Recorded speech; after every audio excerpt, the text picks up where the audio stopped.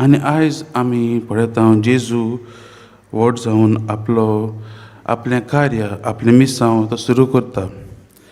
स्नान जातार जुआंव ताचें मिसांव आसलें मेसाया हो क्रिस्ताची लागशिल्ली तयारी करूंक.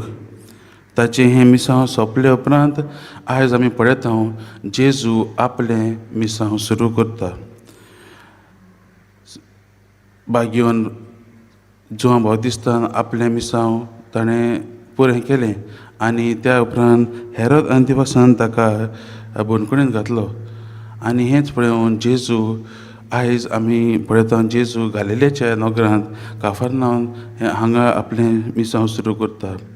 आमी थोडे पळयत जाल्यार मोगाच्या भावान भयणींनो, काफरनाहूम हो गालिल्यांत हो वाठार हे वाठारा बसर भोंवतणी दुसरे देस आसले आनी थंय जायते दुसऱ्या देवांची पुजा बी जाताली.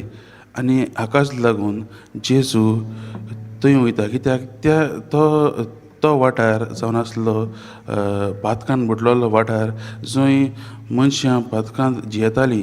आनी आयज आमी पळयता शुभ वर्तमानांत इसायास प्रवादाचीं उतरां जंय म्हणटा की ह्या लोकांक एक उजवाड उत्पन्न जाला आनी तो उजवाड म्हणल्यार जेजू. आयज हें वाचप आमकां आपयता आमी देवाचो मोग अणभवूंक, आमी देवाक जेजूक अणभवून होच मोग जो आमकां मेळ्ळलो आसा तो आमी दुसऱ्यांक दिवंक.